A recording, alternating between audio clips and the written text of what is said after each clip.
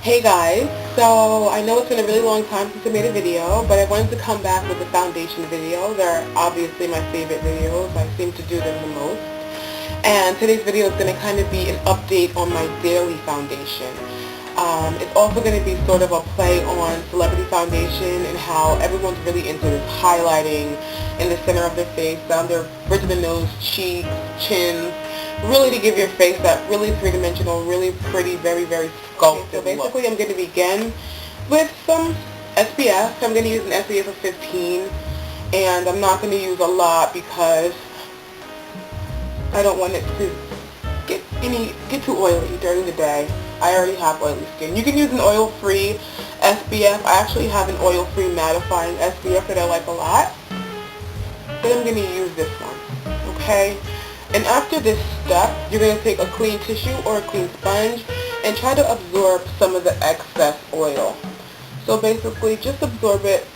Just pressure tissue or your sponge in areas where you see excess shine. We want the protection and the moisture. We don't need the oil.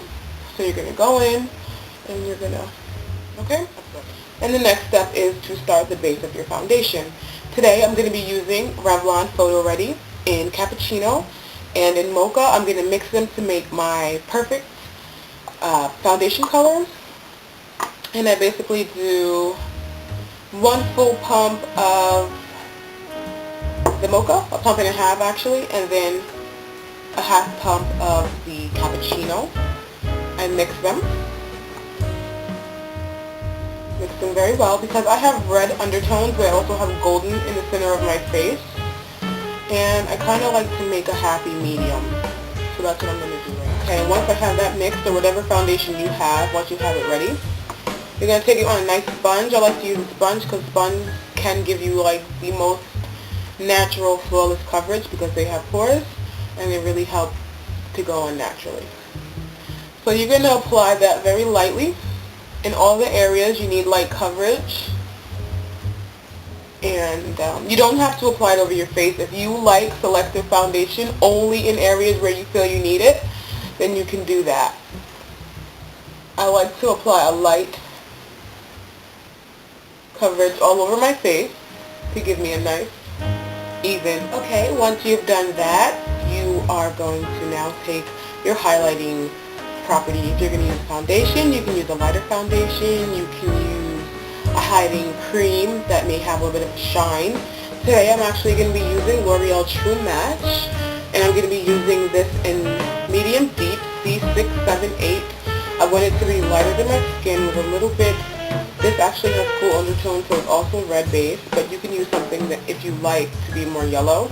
Like you can even use whatever foundation you use in a lighter shade. Like I could have used my Cappuccino. So basically you're going to brush it in the areas that you want to be highlighted, and basically it'd be everywhere the sun would naturally hit. You really want it to stand out. It's going to really make your cheekbones look nice and high. It's going to make your face look very sculpted and very, very just polished. So then you're going to take your sponge and dab it in a circular motion to blend it out without taking it off.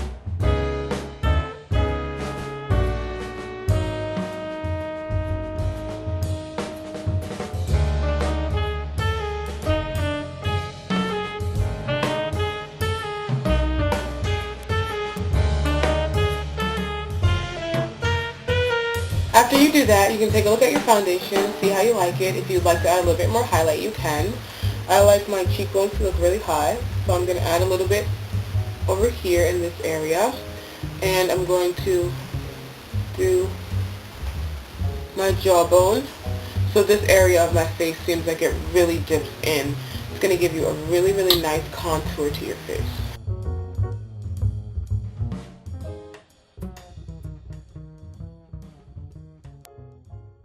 And as you can see, it gives my face a very lifted look. It gives me a very, very high cheekbone, very sculpted, polished look.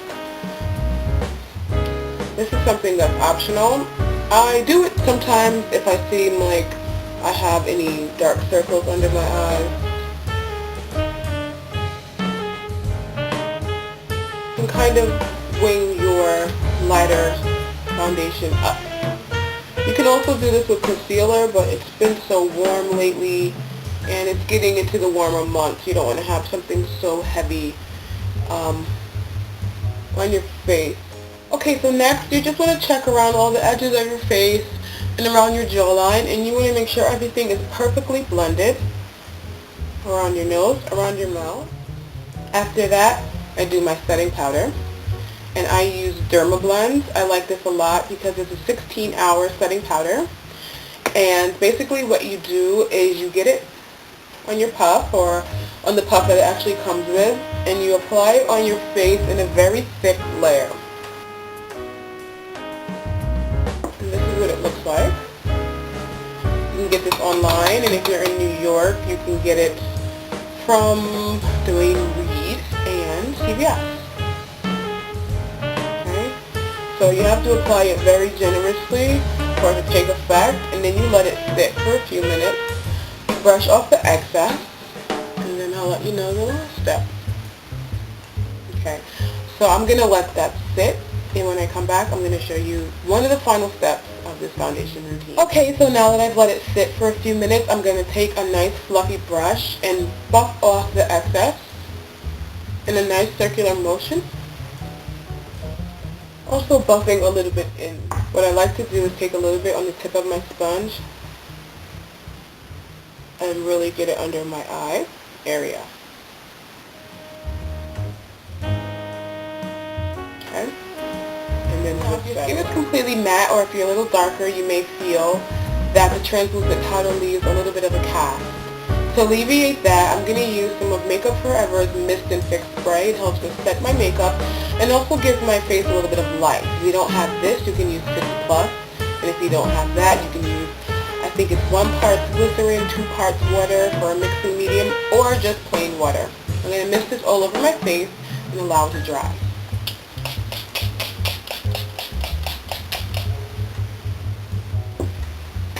Okay, so as you can see, it gives your face a nice dewy effect, sets your makeup, and helps the powder to look less powdery. So you notice in the course of this video, I highlighted my face, but I didn't contour my face. Contouring is not necessary if you highlight it and you're a little bit darker. It's always not necessary because sometimes it already has its natural contour. But I like a little bit of drama. So what I'm going to do is use Jane Eye Zing. It's a very dark brown. It's called Brownie Point, and it's kind of like a reddish brown a little bit. I usually use my Makeup Forever contour kit, but I wanted to keep this all drugstore product. So I'm going to use Jane Eye Zing on my Sigma 109 brush. I'm just going to bounce it in. You can suck your cheeks in. I already know naturally where I like it, and it's usually right through the mid of my ear. And I'm just going to start. And then I take a little bit of a fluffier brush, and I help to diffuse it.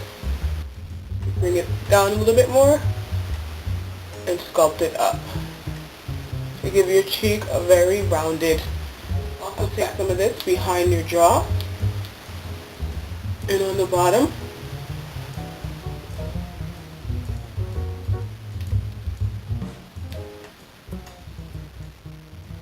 This definitely helps if you have a very soft, round face, or if you have a couple of extra pounds you're not so enthused about. It really helps to sum the face off.